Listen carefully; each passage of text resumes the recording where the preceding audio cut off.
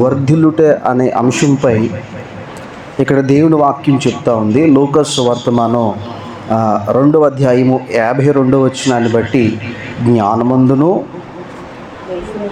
వయస్సునందును దేవుని దయ అందును మనుష్యుల దయ అందును వర్ధిల్లుచు ఉన్నాడట.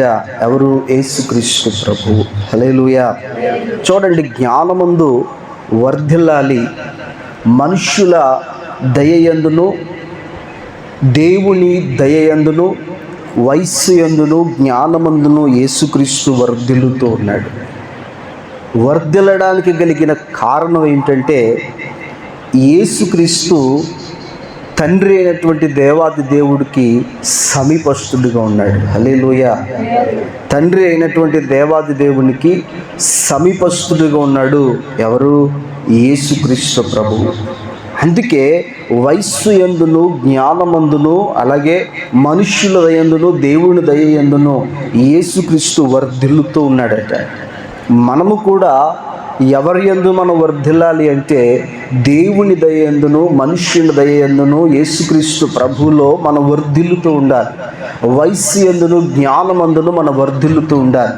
అలాగే మన పిల్లలు చూస్తే కనుక వారు కూడా వారి కొరకు మనం చేసే ప్రార్థనలో ఈ అంశాన్ని, ఈ వాక్యాన్ని లేవనెత్తి పట్టి మనం ప్రార్థన చేయాలి. ఏమని? అయ్యా, ఇదిగో ప్రభా, నా పిల్లలను వర్ధిల్లింపచేయి. ఎలా? మనుష్యుల దయందును దేవుని దయందును వయస్సు యందును జ్ఞానమందును వారిని వర్ధిల్లింపచేయండి అయ్యా అని మన పిల్లల కొరకు కూడా మనం ప్రార్థన చేయవలసిన అవసరత ఎంతైనా ఉంది. హల్లెలూయా. అలాగే ఇక్కడ మనం చూస్తే కనుక యోబు గ్రంథములో ఈ వర్ధిల్లే విషయం కోసము మరికొద్ది లోతుల్లోనికి వెళ్ళి మనం ధ్యానం చేస్తే, చూడండి, ఆ యోబు గ్రంథము 8వ అధ్యాయము 5వ వచనాన్ని ఒకసారి మనం చూద్దాం. యోబు గ్రంథం 8వ అధ్యాయము 5వ వచనాన్ని ఒకసారి మనం పరిశీలన చేస్తే, దేవుణ్ణి వెతికిన ఎడల సర్వశక్తుడగు దేవుని బ్రతిమాలు. చూడండి, నీవు జాగ్రత్తగా దేవుని వెతికిన ఎడల సర్వశక్తుడగు దేవుని బ్రతిమాలు కొనిన ఎడల నీవు పవిత్రుడవై యథార్థవంతుడవైన ఎడల నిశ్చయముగా ఆయనని యందు శ్రద్ధ నిలిపి నీ నీతికి తగినట్లుగా నీ నివాస స్థలమును వర్ధిల్ల చేయును. ఏం చేస్తాడట? మన నివాస స్థలమును దేవుడు ఏం చేస్తాడు? వర్ధిల్లింప చేస్తాడు. మీ నివాస స్థలమును దేవుడు వర్ధిల్లింప చేయునుగాక. అయితే దానిపైన రాయబడి ఉన్నాయి కొన్ని విషయాలు. ఇక్కడ యోబు గ్రంథం 8వ అధ్యాయము 5వ వచనంలో మనం ధ్యానం చేస్తే, చూడండి, యోబు గ్రంథంలో అక్కడ రాయబడి ఉంది, నీవు జాగ్రత్తగా దేవుని వెతికిన ఎడల సర్వశక్తుడగు దేవుని బ్రతిమాలుకొనిన ఎడల. మనం ఏం చేయాలి? యోబు భక్తుడు దేవుణ్ణి బ్రతికినట్లుగా మనం ఏం చేయాలి? ప్రభువైన యేసుక్రీస్తు ప్రభుని బ్రతకాలి, ఆయన్ని వెతకాలి. ఏం చేయాలి? ఆయన్ని బ్రతకాలి. చూడండి, మార్తా మరియలు ఏం చేస్తున్నారు? యేసుక్రీస్తు ప్రభుని సమాధి దగ్గరికి వెళ్ళి ఏం చేస్తుంది? యేసుక్రీస్తు ప్రభుని వెతుకుతూ ఉందట. ఎవరిని బ్రతుకుతున్నావు అని అడిగితే, నా యేసుని ఎవరు ఎత్తుకుపోయారయ్యా అని ఏడుస్తూ ఉంది. హల్లెలూయా. చూడండి, యేసుని వెతికే వారి యొక్క ఇల్లులు వర్ధిల్లుతూ ఉంటాయని దేవుని వాక్యం రాయబడింది. హల్లెలూయా. మరి యేసుని వెతకడం అంటే దానికి అర్థం ఏంటంటే, రోజు మనం అనుదినము ప్రార్థన చేయాలి, అనుదినము ప్రభులో మనం ఫలించాలి, అనుదినము మన వాక్యముతో ఆయనను అంటకట్టబడాలి. చూడండి, ద్రాక్షవల్లి నేను, తీగలు మీరు అంటున్నాడు యేసుక్రీస్తు. తీగలు ఎవరట? మనము. అవి ఫలించాలి అంటే, చూడండి, అవి ఫలించాలి అంటే మనం ఏం చేయాలి? మరి విశేషముగా ఆయనలో మనం ఉండాలి. హల్లెలూయా. ఆ వచనాలు ఒకసారి మనం చూస్తే ఎందులో రాయబడి ఉన్నాయండి? యోహాను సువార్తమానంలో రాయబడి ఉంటాయి మాటలు. 15వ అధ్యాయము నేను నిజమైన ద్రాక్షవల్లిని, నా తండ్రి వ్యవసాయకుడు. నాలో ఫలింపని ప్రతి తీగను ఆయన తీసి పారవేయును, ఫలించు ప్రతి తీగ మరి ఎక్కువగా ఫలించవలనని దానిలోని పనికిరాని తీగలను తీసివేయును. చూడండి, ఫలించు తీగలు మరి ఎక్కువగా ఫలించాలని దేవుడు ఏం చేస్తాడు? పనికిరాని తీగలన్నిటినీ కూడా దేవుడు తీసేస్తాడు. పనికిరాని తీగలన్నీ కూడా తెయ్యబడ్డానికి ముందు మనం ఆయనలో ఉండాలి. హల్లెలూయా. ద్రాక్ష చెట్టుకి మనం అంటకట్టబడి ఉండాలి. ద్రాక్ష చెట్టుకి ఆ తీగలకు మనం అంటకట్టబడి ఉండాలి. అంటకట్టబడి ఉంటే మరి ఎక్కువగా ఫలించాలని, మరి ఎక్కువగా నువ్వు ఫలించాలని ఏం చేస్తారట? పనికిరాని ప్రతి తీగను దేవుడు తీసేస్తాడు నీలో నుంచి. హల్లెలూయా. అది పాపమే కానీ, శాపమే కానీ, ఏదైనా కానీ నీలో ఫలించని ప్రతి తీగను తీసేసి మరి ఎక్కువగా నిన్ను ఫలించాలని దేవుడు చూస్తాడు. యోబు భక్తుడు అంటున్నాడు కదా, ఆయన బ్రతకాలట, ఆయన వెతికితే ఆయన నీ ఇల్లును వర్ధిల్లింప చేస్తాడు అని రాయబడింది. ఏమని రాయబడింది? నీ ఇల్లును ఏం చేస్తాడు? ఆయన వర్ధిల్లింప చేస్తాడు. ఆ మాటలు ఒకసారి మనం చూస్తే చూడండి, నీవు పవిత్రుడవై యథార్థవంతుడవైన ఎడల నిశ్చయముగా ఆయన నీ యందు శ్రద్ధ నిలిపి, నీ యందు ఏం చేస్తాడు దేవుడు? శ్రద్ధ నిలిపి నీ నీతికి తగినట్లుగా నీ నివాస స్థలమును ఏం చేస్తాడు? వర్ధిల్లింప చేస్తాడు. నీ నీతికి తగినట్లుగా నివాస స్థలమును వర్ధిల్లింపజేసే దేవుడు. ప్రభులో ఉన్నాము అని ఎరిగి ఉండి ఆయన్ని బ్రతకడము మానేసిన వారు కోకొల్లలుగా ఉన్నారు. ప్రభువులో ఉన్నామని తెలుసున్నప్పటికి కూడా ఆయన్ని వదిలేసాం. ప్రార్థన అనుభవం లేదు, వాక్యం చదవలేకపోతున్నాం, ఆయనలో ఫలించలేకపోతున్నాం. మన నివాసాలు చూడండి వర్ధిల్ల చేయకపోవడానికి కలిగిన కారణం, వర్ధిల్లింపకపోవడానికి కలిగిన కారణం మనము నీతిమంతులుగా, యథార్థవంతులుగా సర్వశక్తిని వెతకలేకపోతున్నాం. మన నీతికి తగినట్లుగా మనం బ్రతకలేకపోతున్నాం. ఆ జీవితాలను మనం ప్రభువుకి సమర్పించుకోలేకపోతున్నాం. ఐహిక విచారం వలన ఇంకను మనలో ఏదో అడ్డు వస్తూ ఉన్నాయి. హల్లెలూయా. ఇంకను ఏదో మనలో అడ్డు వస్తూ ఉన్నాయి. కాబట్టి మన పిల్లలు వర్ధిల్లింప చేయాలి, మనము వర్ధిల్లాలి, మన ఇల్లు వర్ధిల్లాలంటే మనము ఆయన్ని బ్రతకాలి. ఆ సర్వశక్తిని మనం వెతకాలి. ఇక్కడ రాయబడి ఉంది, సామెతల గ్రంథము 2వ అధ్యాయము 7వ వచనంలో రాయబడి ఉంది. ఒకసారి మనం చదువుకుందాం.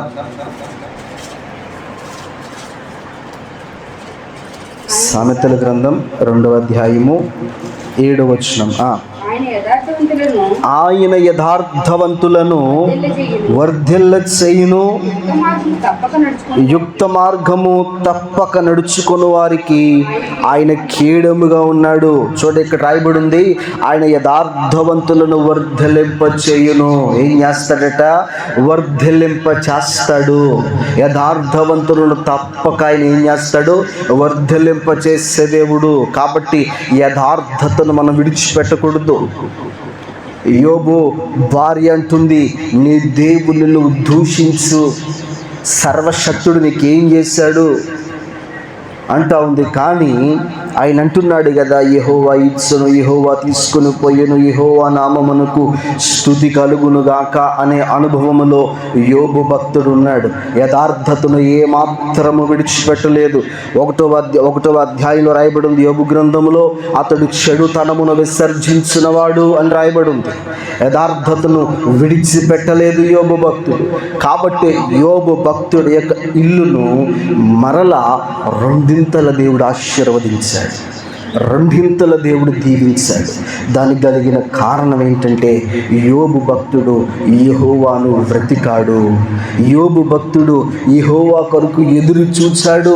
నన్ను ఆశీర్వదించేది ఆయనే, నన్ను నిలబెట్టేది ఆయనే, నా జీవితాన్ని బాగు చేసేది ఆయనే, నాకు ఆరోగ్యం ఇచ్చేది ఆయనే, నన్ను స్వస్థపరిచేది ఆయనే, తిరిగి నన్ను దీవించేది ఆయనే. నష్టపోయినటువంటి స్థితిలో ఈరోజు నేను ఉండొచ్చు, ఈరోజు ఈరోజు అన్ని సర్వస్వము కోల్పోయినటువంటి స్థితిలో ఉండొచ్చు, కానీ నా యథార్థతను విడిచిపెట్టకుండా యోబు భక్తుడు దేవుని ఆరాధించడం వలన యోబు భక్తుడు రెండింతలుగా వర్ధిల్లినట్లుగా, రెండింతలుగా ఆశీర్వదించబడినట్లుగా మనం ఇక్కడ చూడగలం. దాని కలిగిన కారణం ఏంటంటే యోబు భక్తుడు యథార్థతను విడిచిపెట్టలేదు. యథార్థవంతులు ఆయన వర్ధిల్లింప చేయును అని వాక్యం రాయబడి ఉంది. సామెతల గ్రంథం 2వ అధ్యాయము 7వ వచనములో. హల్లెలూయా. చూడండి, ఇక్కడ మనం చూస్తే ఇదే సామెతల గ్రంథం 14వ అధ్యాయము 11వ వచనాన్ని ఒకసారి మనం ఇక్కడ చూద్దాం. భక్తిహీనుల ఇల్లు నిర్మూలమగును, యథార్థవంతుల గుడారము వర్ధిల్లును అని రాయబడి ఉంది. హల్లెలూయా. యథార్థవంతుల గుడారము వర్ధిల్లును. యథార్థవంతుల గుడారం ఏమవుతుందట? వర్ధిల్లుతుంది. వర్ధిల్లింప చేయవాడెవరు? చెప్పాలి. వర్ధిల్లింప చేయవాడెవరు? దేవుడే వర్ధిల్లింప చేస్తాడు. దేవుడే ఆ ఇంటిని వర్ధిల్లింపజేస్తాడు. అయ్యో, నేను యథార్థంగా ఉంటున్నానే, నేను న్యాయవంతంగా ఉంటున్నానే. ఇక్కడ రాయబడి ఉంది చూడండి, యథార్థవంతుల గుడారము వర్ధిల్లును అని. ఇక్కడ యథార్థవంతులుగా ఉంటున్నాను, న్యాయవంతుడిగా ఉంటున్నాను, ఈరోజు చెడుతనమును విసర్జించాను, దేవుని యందు భయభక్తులు కలిగి ఉన్నాను, ఈరోజు ప్రార్థన పూర్వకంగా నేను జీవిస్తున్నాను, ప్రతిరోజు నా దేవుడిని వెతుకుతూ ఆయనతో అంటకట్టబడి ఉన్నాను. అయినను నాకు ఎందుకు ఈ పరిస్థితి ఒకవేళ ఆలోచిస్తున్నటువంటి సందర్భంలో ఉండొచ్చు. కానీ చూడండి, వాక్యం రాయబడి ఉంది, యథార్థవంతుల ఇల్లును ఆయన దేవుడు ఆశీర్వదిస్తాడు, వర్ధిల్లింప చేస్తాడు అని రాయబడి ఉంది. ఈ రోజు కాకపోయినా యోబు భక్తుడి శ్రమల తర్వాత రెండింతల ఆశీర్వాదము యోబు భక్తుడి జీవితంలోనికి వచ్చినట్లుగా ఆయన నిన్ను ఒకానొక దినాన ఆశీర్వదిస్తాడు. కాబట్టి నువ్వు యథార్థతను విడిచిపెట్టద్దు. దేవుడు నీకు ఇచ్చినటువంటి యథార్థతను, కొనసాగిస్తున్నటువంటి పవిత్రతను, నువ్వు వెతుకుతున్నటువంటి ఆ తరుణాన్ని నువ్వు విడిచిపెట్టద్దు. అదే ప్రార్థన జీవితము, అదే ఆరాధన జీవితము, అదే వాక్యములో ఆ వాక్యముతో నడిచే అనుభవము, అదే యథార్థత, అదే న్యాయము. అలాంటి స్థితిలోనే నువ్వు విడవకుండా నువ్వు నడిస్తే ఇవాళ కాకపోయినా ఒకానొక దినం వస్తుంది, ఆ రోజు నిన్ను దేవుడు ఆశీర్వదిస్తాడు. ఆ రోజు నీ ఇంటిని సమృద్ధి అయినటువంటి ఆశీర్వాదాలతో దేవుడు నింపుతాడు అనటంలో ఎటువంటి సందేహము లేదు. హల్లెలూయా, హల్లెలూయా. చూడండి, మనల్ని ఆశీర్వదించేది దేవుడే. నీవు ప్రభువులో ఉంటే నువ్వు ఎక్కడ ఉన్నా, ఏ పరిస్థితుల్లో ఉన్నా, ఏ ఇంటిలో ఉన్నా, ఏ ప్రాంతంలో ఉన్నా దేవుడు నిన్ను ఆశీర్వదించి తీరుతాడు. హల్లెలూయా. దేవుడు నిన్ను వర్ధిల్లింపజేసి తీరుతాడు. ఎందుకో చెప్పమంటారా? చూడండి, ఇక్కడ రాయబడి ఉంది, యెహోవా యోసేపుకు తోడై ఉన్నందున అతడు వర్ధిల్లుతూ ఉన్నాడు అని రాయబడి ఉంది. హల్లెలూయా. ఏమని రాయబడి ఉందండి? చూద్దాం. ఆ మాటలు ఆదికాండంలో రాయబడి ఉంటాయి. ఆదికాండం 39వ అధ్యాయం అనుకుంటాను, ఒకసారి చూద్దాం.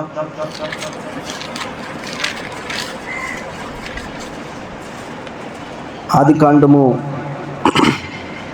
ఎన్నో అధ్యాయం అండి అది?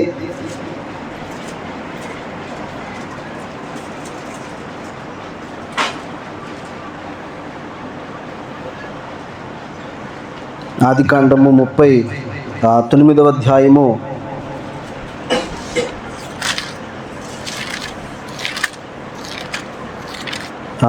రైట్, ఒక్క నిమిషం.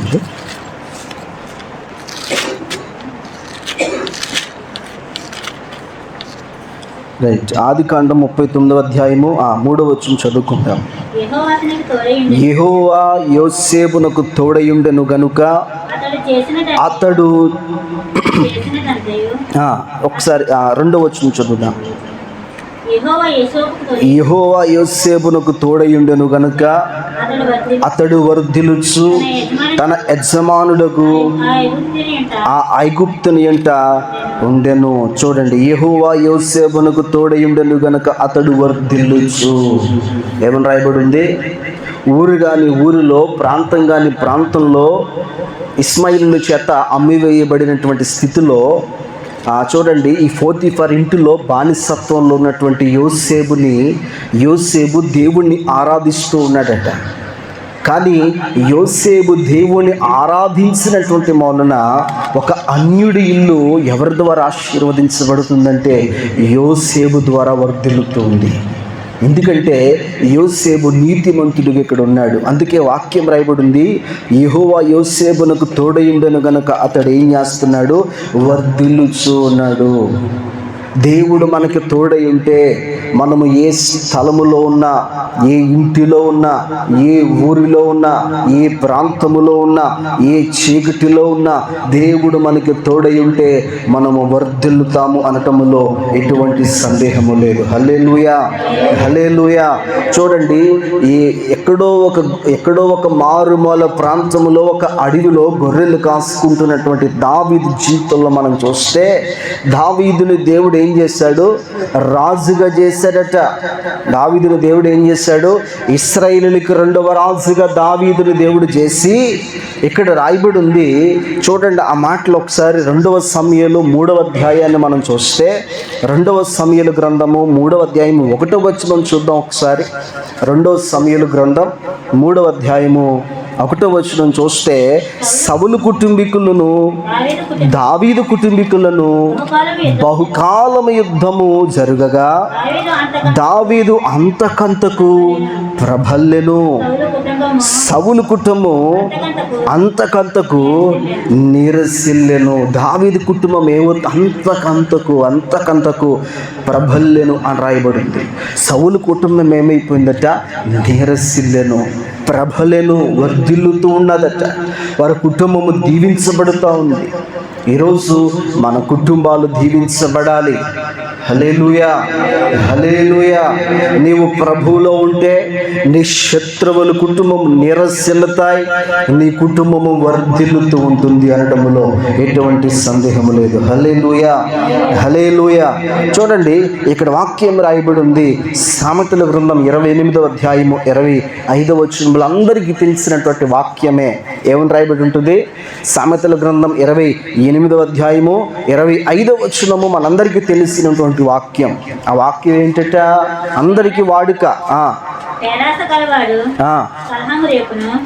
28వ అధ్యాయము 25వ వచనం,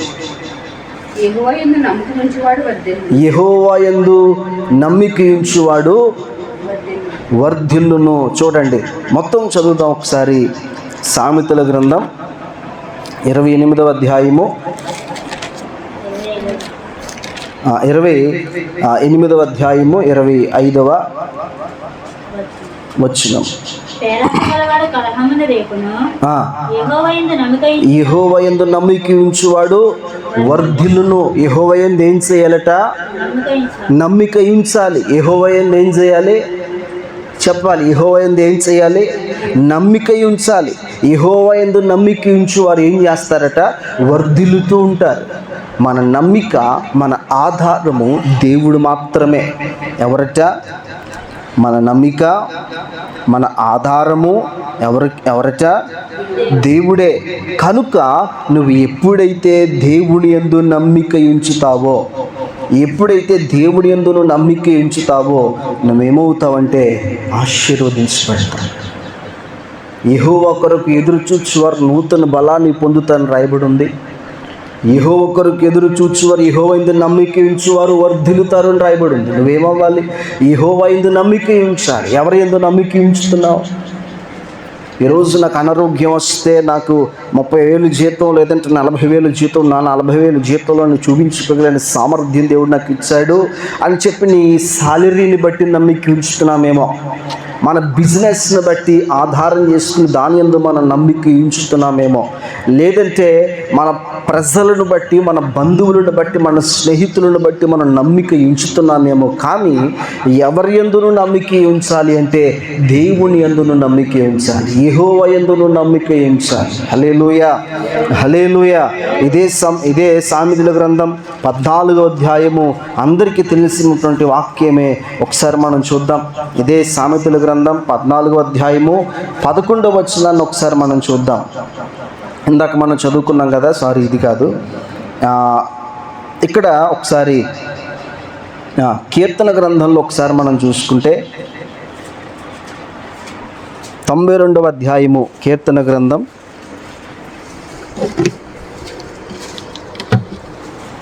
92వ అధ్యాయము 13వ వచనాన్ని ఒకసారి మనం చూద్దాం. యెహోవా మందిరంలో నాటబడిన వారై వారు మన దేవుని ఆవరణంలో వర్ధిల్లుదురు. చూడండి, యెహోవా మందిరములో నాటబడిన వారై. కీర్తన గ్రంథం 92వ అధ్యాయము 13వ వచనంలో రాయబడి ఉంది, యెహోవా మందిరములో నాటబడిన వారై వారు మన దేవుని ఆవరణములో వర్ధిల్లుదురు. ఏమవుతారట? యెహోవా మందిరములో నాటబడిన వారై. చదవాలి, యెహోవా మందిరములో నాటబడిన వారై వారు మన దేవుని ఆవరణములో వర్ధిల్లుదురు. ఎక్కడట? దేవుని ఆవరణములో. ఇక్కడ రాయబడింది యెహోవా మందిరములో నాటబడిన వారై. యెహోవా మందిరములో అంటే దేవుని మందిరములో నాటబడిన వారు. ఎంతమంది నాటబడ్డారు దేవుని మందిరంలో? ఆదివారం క్రమము తప్పకుండా దేవుడి మందిరానికి వచ్చి అనుభవంలో ఎంతమంది ఉంటున్నారు? యెహోవా మందిరములో నాటబడ్డావు, కానీ ఏం లేదో తెలుసా? ఫలింపు లేదు. ఒక చోట ఒక మొక్కను నాటితే ఒక నెలకో, ఒక 2 నెలలకు, ఒక సంవత్సరానికో నాటినటువంటి యజమానుడికి ఆ మొక్క ఫలించి ఫలాలనేవి తన యజమానుడికి అందిస్తుంది ఆ మొక్క అనేది, చెట్టై. కానీ నీవు సంఘంలో నాటబడిన తర్వాత నీవు నీ మందిరానికి ఆశీర్వాదకరంగా ఉండాలి. నీవు నీ మందిరానికి ఫలింపు, అభివృద్ధి చెందే వ్యక్తిగా ఉండాలి. ఆశీర్వాదకరంగా ఫలాన్ని ఇచ్చే వ్యక్తిగా ఉండాలి. కానీ మన మందిరంలో నాటబడ్డాం, కానీ మనలో ఏం లేదంటే ఫలింపు లేదు, మనలో ఏం లేదంటే అభివృద్ధి లేదు. మనము సంఘానికి వస్తున్న అనుభవంలో ఉంటున్నాం, మరలా వెళ్ళిపోయి మామూలు పరిస్థితుల్లో మనం జీవిస్తున్నాం. సంఘానికి వస్తున్నటువంటి అనుభవంలో ఉంటున్నాం, మరలా మన దేవుణ్ణి ఆరాధిస్తున్నాం, వెళ్ళిపోతున్నాం. నామక భక్తి చేస్తే నువ్వు సంఘానికి వచ్చినా నీ జీవితంలో ఫలింపు ఉండదు, నీ జీవితంలో ఆశీర్వాదం ఉండదు.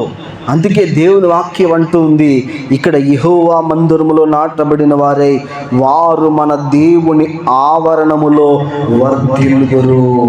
అంటే నువ్వేమవుతావంటే ఫలించడం ప్రారంభిస్తావు. నువ్వు దేవుని మందిరానికి వస్తే ఆ మందిరంలో ఫలభరితమైనటువంటి జీవితంగా దేవుని జీవితాన్ని చేస్తాడు.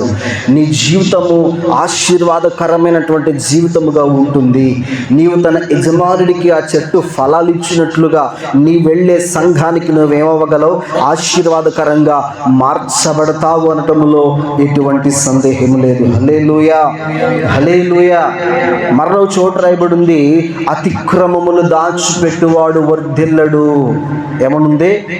అతిక్రమములు దాచిపెట్టువాడు వర్ధిల్లడు, వాటిని విడిచిపెట్టి ఒప్పుకొనిన వాడు కనికరమును పొందును అని రాయబడి ఉంది. ఈ సామెతల గ్రంథంలో ఈ మాటలు రాయబడి ఉంటాయి. సామెతల గ్రంథం 3వ అధ్యాయము సామెతల గ్రంథము 28వ అధ్యాయం 13వ వచనం అనుకుంటాను. సామెతల గ్రంథం 28వ అధ్యాయము 13వ వచనంలో అతిక్రమములు దాచిపెట్టు వారు వర్ధిల్లరట. ఎవరు వర్ధిల్లరు? అతిక్రమములు దాచిపెట్టువారు వర్ధిల్లరు. దాన్ని విడిచిపెట్టి ఒప్పుకున్న వాడు ఏమవుతాడు? కనికరాన్ని పొందుతాడు. నువ్వు దేవుని కనికరాన్ని పొందాలే తప్ప వర్ధిల్లింపజేసే, నీరసిల్ల చేసే స్థితిలో ఉండకూడదు. మన బ్రతుకులు వర్ధిల్లింపబడాలి. మన జీవితాలు ఆశీర్వాదకరంగా ఫలభరితంగా ఉండాలంటే మన అతిక్రమములను దేవుని సన్నిధిలో మనం ఒప్పుకోవాలి. ఇక రెండవదిగా, ఏ తెగకు చెందిన వారు ఆశీర్వదించబడరు, ఆ యొక్క వర్ధిల్లరు అంటే యిర్మీయా గ్రంథం 12వ అధ్యాయము 1వ వచనం రాయబడి ఉంది. యిర్మీయా గ్రంథం 12వ అధ్యాయము 1వ వచనం.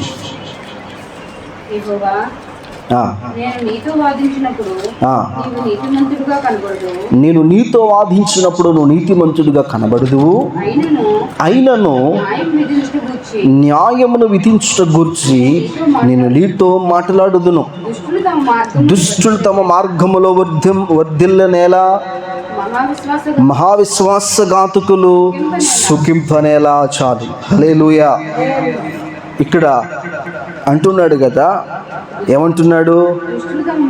దుష్టులు తమ మార్గములో వర్ధిల్లనేలా అని యెహోవాతో అంటున్నాడు ఈ మాట యెరెమీయా. హల్లెలూయా. దుష్టులు తమ మార్గములో వర్ధిల్లినట్లు ఉందా అండి? దుష్టులు తమ మార్గములో వర్ధిల్లినట్టుందా? దుష్టులు తమ మార్గములో వర్ధిల్లినట్లుందా? చెప్పాలి. దుష్టులు తమ మార్గములో వర్ధిల్లినట్లు ఉందా అండి? ఎక్కడైనా చూసామా మనం? ఈరోజు వాళ్ళు ఇంచుమించు ఒక ఉన్నతమైనటువంటి స్థాయిలో ఉన్నారండి. వారు దుష్టులే, వారు పాపాత్ములే, వారు అక్రమము చేయవారే, కానీ ఉన్నతమైనటువంటి స్థాయిలో ఉన్నారంటే అది అక్రమముతో సంపాదించినటువంటి సొమ్ము. అది సాతానిచ్చిన ఆశీర్వాదమే కానీ దేవుడిచ్చినటువంటి వర్ధలింపు ఫలింపు కాదు. అందుకే యెరెమీయా అంటున్నాడు ఇక్కడ, ఏమంటున్నాడు ఒకసారి మనం చూస్తే, దుష్టులు తమ మార్గములో వర్ధిల్లనేలా, మహావిశ్వాసఘాతకులు సుగింపనేలా. చూడండి, వారు ఎంత సంపాదించినా వారి జీవితంలో సుఖము అనేది ఉండదు. వారు ఎంత సంపాదించినా సంతోషం ఉండదు, మనశ్శాంతి ఉండదు. వారి జీవితంలో మనశ్శాంతిని కోల్పోయినటువంటి స్థితిలో వారు ఉంటున్నారు. ఎందుకంటే వారు యెహోవాను ఆశ్రయించడంలే, యెహోవా యందు నమ్మిక ఉంచడం లేదు, సంఘంలో నాటబడిన వారై ఫలింపు లేదు, అభివృద్ధి లేదు. ఎందుకంటే వారు అనీతిమంతులుగా, నీతి విషయములో నీతిని కోల్పోయినటువంటి వారిగా, విశ్వాసాన్ని కోల్పోయినటువంటి వారిగా. అందుకే ఇక్కడ విశ్వాసఘాతకులు సుఖింపనేలా, విశ్వాసాన్ని కోల్పోయినటువంటి స్థితిలో వారి జీవితంలో మనశ్శాంతి, సుఖం ఉండదు. యేసయ్య అంటున్నాడు యోహాను సువార్త 14లో, లోకం ఇచ్చినట్లు కాదు, నా శాంతిని మీకు ఇస్తానంటున్నాడు. మనం యేసుక్రీస్తు ప్రభువులో ఉంటే తెలియనటువంటి మనశ్శాంతి, తెలియనటువంటి ప్రశాంతత. చూడండి, యేసు ప్రభువులో ఉంటే మనకి తెలియనటువంటి ప్రశాంతత. మనం ఎంత సంపాదించినా ఆ సంపాదించిన దాంట్లోనే మనకి సంతోషం, ఆ సంపాదించినటువంటి దాంట్లోనే మనకి ఆశీర్వాదం. సామెతల గ్రంథంలో ఆ మాటలు రాయబడి ఉన్నాయి అనుకుంటే, సామెతల గ్రంథం 15వ అధ్యాయం అనుకుంటే ఆ మాటలు రాయబడి ఉన్నాయి.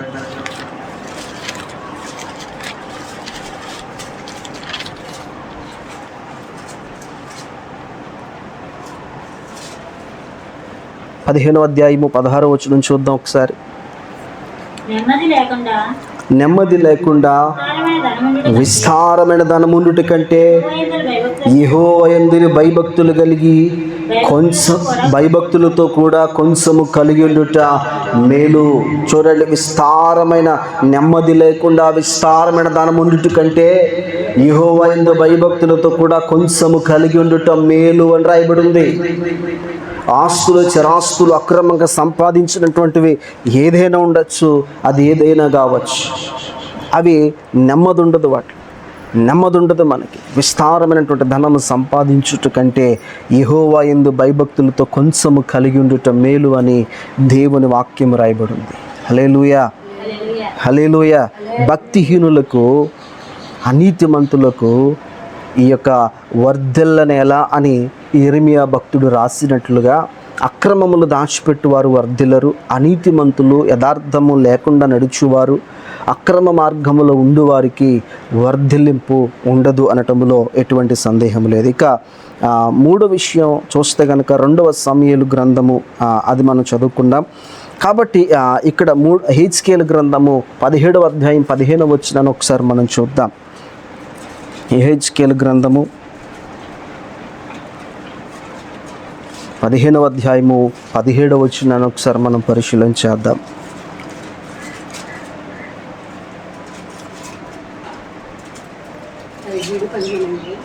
యెహెజ్కేలు 17వ అధ్యాయము 15వ వచనం. అయితే అతడు తనకు గొప్ప సైన్యములనిచ్చి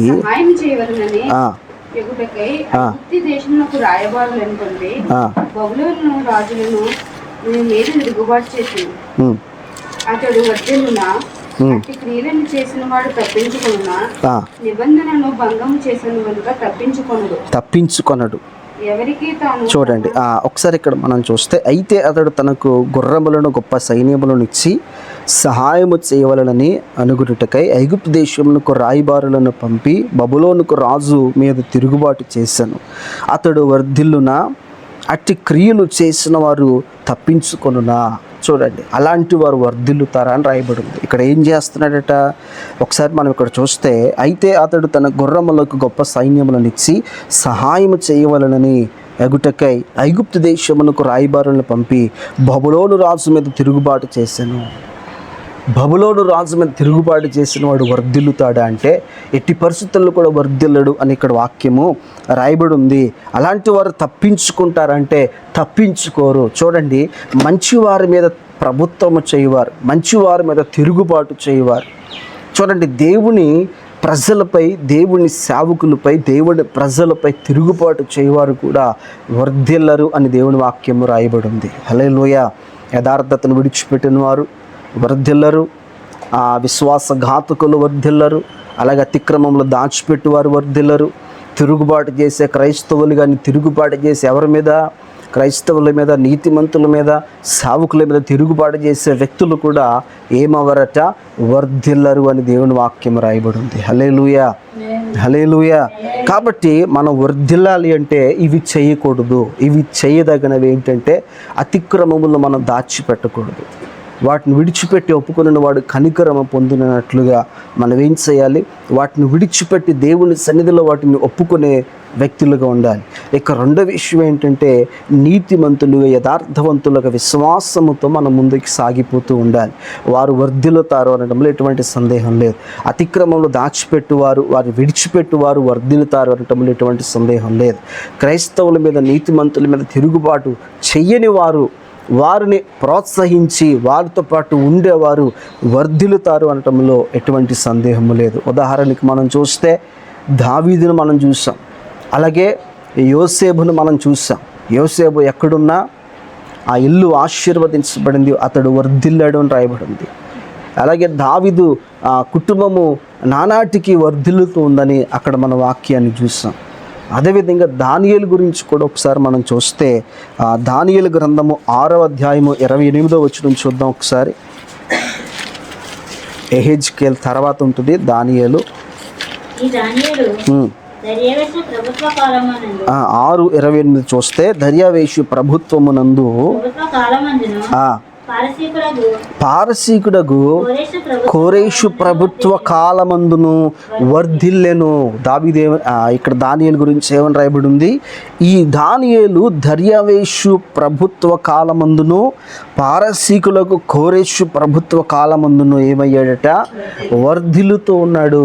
అంటే ఇక్కడ దేవుని భక్తులు చూస్తే ఒక యిర్మీయా కానీ, ఒక యెషయా కానీ, ఒక దావీదు కానీ, ఒక యోసేపు కానీ, లేదంటే ఇక్కడ మనం చూస్తే ఒక దానియేలు కానీ, ఒక దావీదు కానీ, ఇలాంటి వారందరూ కూడా, ఒక యోబు భక్తుడు కానీ, ఇలాంటి భక్తులందరూ కూడా తమ యథార్థతను విడిచిపెట్టకుండా దేవుని యందు విశ్వాసం ఉంచి వారితో పాటు నడిచారు కనుక వారు వర్ధిల్లుతూ ఉన్నారని రాయబడి ఉంది. మరి మనం కూడా అదే స్థితిలో ఉంటే, మనం కూడా అదే పరిస్థితుల్లో అలాగే వారిని అనుసరిస్తూ మన దేవుణ్ణి ఆరాధించినట్లయితే మనం కూడా వర్ధిల్లుతాము, ఆశీర్వాదకరంగా ఉంటాము అనటంలో ఎటువంటి సందేహము లేదు. హల్లెలూయా, హల్లెలూయా. మనము కూడా దీవించబడతాము అనటంలో ఎటువంటి సందేహం లేదు. చూడండి, యెషయా గ్రంథము, ఇది చెప్పి నేను ముగించేస్తాను. యెషయా గ్రంథం 54వ అధ్యాయం ఒకసారి మనం చూద్దాం.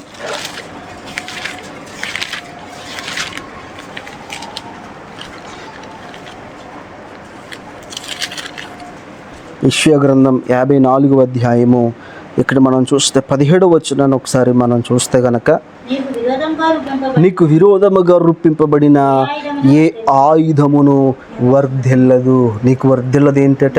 నీవు వర్ధిల్లుతావు. నీకు వర్ధిల్లనిది ఏంటంటే విరోధంగా రూపింపబడిన ఏ ఆయుధము నీకు వర్ధిల్లదు. హల్లెలూయా. ఎందుకంటే నువ్వు నీతిమంతుడిగా ఉన్నావు, విశ్వాసంతో ఉన్నావు, దేవునితో నడుస్తున్నావు, భక్తుల వలె భయభక్తులు కలిగి ఉన్నావు, నీవు ఆయన త్రోవలో ఉన్నావు, మందిరంలో నాటబడ్డావు, మందిరాన్ని క్రమంగా వస్తున్నావు, దేవుడిని ఆరాధిస్తున్నావు, అతిక్రమంలో దాచిపెట్టుకుంటే దేవుని సన్నిధిలో ఒప్పుకుంటున్నావు. అటువంటి స్థితిలో నువ్వు వర్ధిల్లుతూ ఉంటావు. నీకు విరోధముగా రూపింపబడిన ఏ ఆయుధమును దేవుడు వర్ధిల్లింప చేయకుండా విధంగా ఆయన చూసుకుంటాడు. హల్లెలూయా. నువ్వు ఎలా నడిస్తే నీకు విరోధముగా రూపింపబడిన ఏ ఆయుధము నీ జీవితంలో వర్ధిల్లదు అనటంలో ఎటువంటి సందేహం లేదు. దేవుడు తన పరిశుద్ధమైన వాక్యాన్ని మన వినికిడిలో దీవించి ఆశీర్వదించునుగాక.